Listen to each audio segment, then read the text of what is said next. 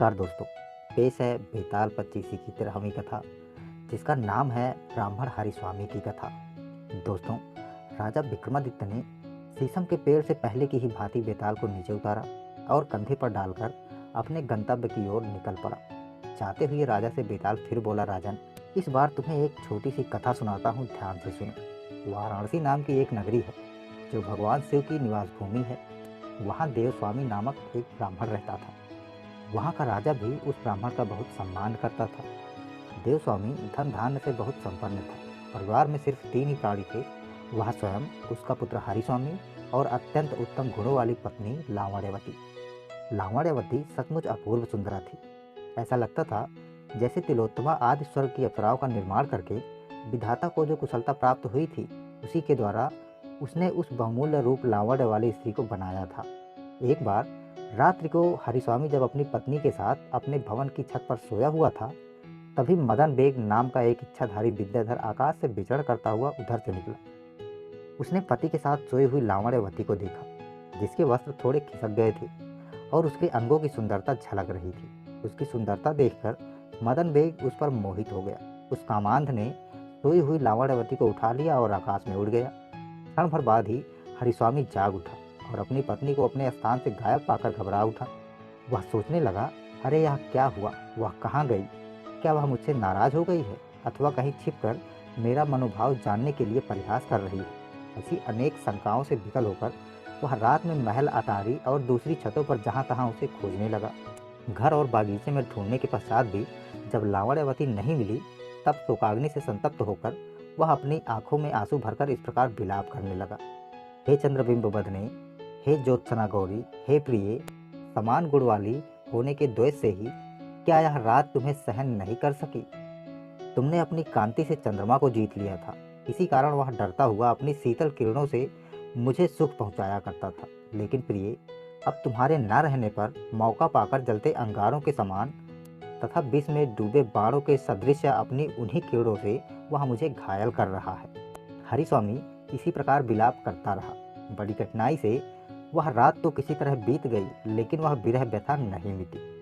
सवेरा होने पर सूर्य ने अपनी किरणों से संसार का अंधकार तो नष्ट कर दिया, किंतु वह हरिस्वामी के महाअंधकार को दूर न कर सका। रात बीत जाने पर चक्रवाक के जोड़े की बिछोह की अवधि बीत जाती है और चकवे का चीखना बंद हो जाता है।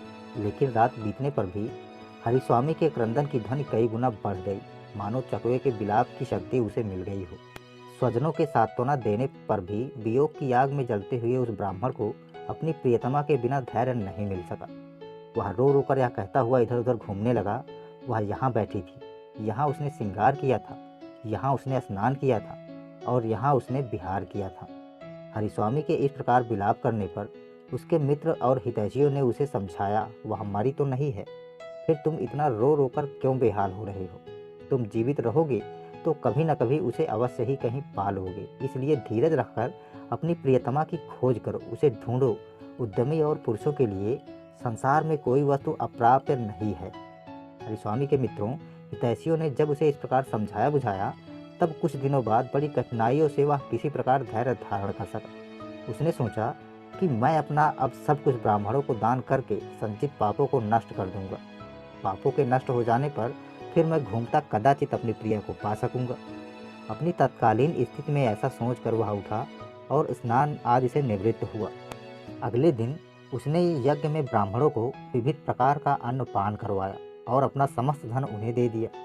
अनंतर एकमात्र ब्रह्मणत्व रूपी धन को साथ लेकर वह अपने देश से निकला, तीर्थों का भ्रमण करने लगा। भ्रमण के दौरान भयानक ग्रीष्म ऋतु आ पहुंची। भयानक गर्मी पड़ने लगी और अत्यंत गर्म हवाएं चलने लगी। धूप से जलाशयों का पानी सूख गया। उस भयंकर गर्मी में धूप और गर्मी से व्याकुल होकर रूखा, दुबला और मलिन हरिस्वामी किसी गांव में घूमता घामता जा पहुंचा। वहां पद्मनाभ नामक एक ब्राह्मण यज्ञ कर रहा था। हरिस्वामी भोजन की इच्छा से उसके घर पहुंचा।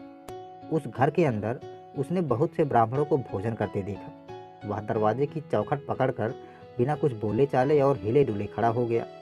यज्ञ करने वाले उस ब्राह्मण पद्मनाभ की पत्नी ने जब उसे ऐसी अवस्था में देखा, तब उसे बड़ी दया आई। उस साध्वी ने सोचा, हे मेरे प्रभु, यह भूख भी कैसे बलवती होती है, वह किसे छोटा नहीं बना देती। इस व्यक्ति को ही देखो, यह भूख से व्याकुल होकर कैसे द्वार पर सिर झुकाए खड़ा है।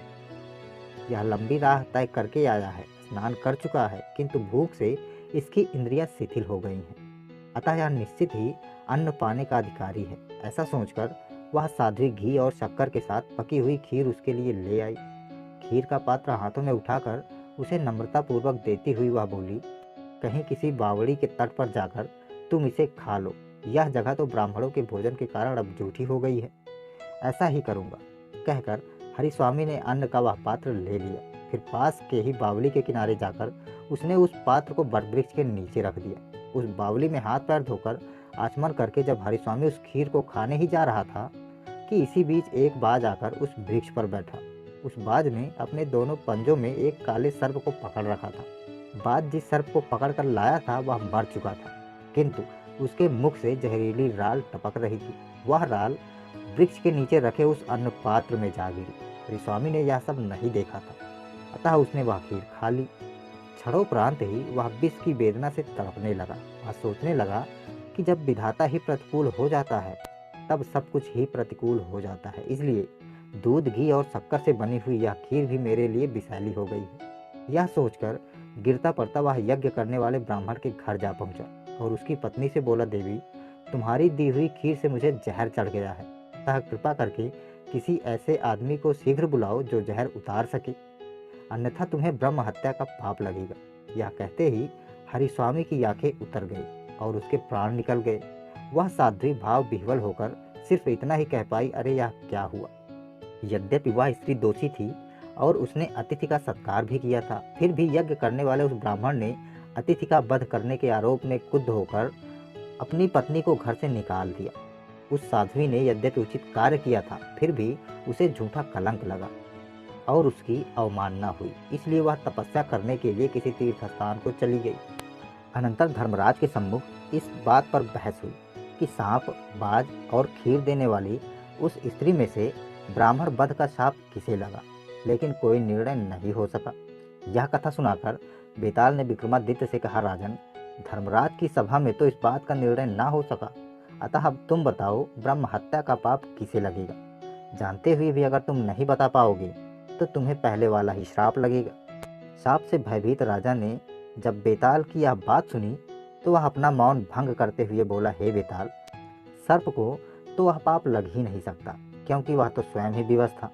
उसका शत्रुबाज उसे खाने के लिए जा रहा था। खीर देने वाली उस ब्राह्मणी का भी कोई दोष नहीं था, क्योंकि वह धर्म में अनुराग रखती थी और उसने अतिथि धर्म का पालन करते हुए खीर को निर्दोष समझकर ही हरिस्वामी को खाने के लिए दिया था।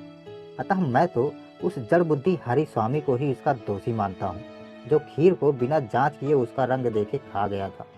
व्यक्ति को सामने परोसे भोजन की एक नज़र जांच तो अवश्य ही करनी चाहिए कि वह कैसा है। इसलिए तो बुद्धिमान लोग भोजन करने से पहले किसी कुत्ते को टुकड़ा डालकर उसकी परीक्षा करते हैं कि भोजन सामान्य है या अथवा जहरीला। अतः मेरे विचार से तो हरिस्वामी ही अपनी मृत्यु का जिम्मेदार है। विक्रमादित्य ने बिल्कुल सही उत्तर दिया था, अतः बेताल संतुष्ट हुआ, किंतु राजा के मौन भंग करने के कारण फिर उसकी जीत हुई और वह विक्रमादित्य के कंधे से उतरकर पुनः शीशम के पेड़ की ओर उड़ चला। धीर हृदय वाला राजा विक्रमादित्य भी फिर उसे लाने के लिए वृक्ष की ओर मुड़ पड़े। यहीं पर यह कथा समाप्त होती है। दोस्तों, आपको कथा कैसी लग रही है हमें कमेंट करके ज़रूर बताइएगा, और साथ ही अगर अच्छी लगे तो चैनल लाइक और सब्सक्राइब भी अवश्य करिएगा। 14वीं कथा है वणिक पुत्री की कथा, जो मैं अगले भाग में आपके लिए लेकर आऊँगा। देखने के लिए धन्यवाद।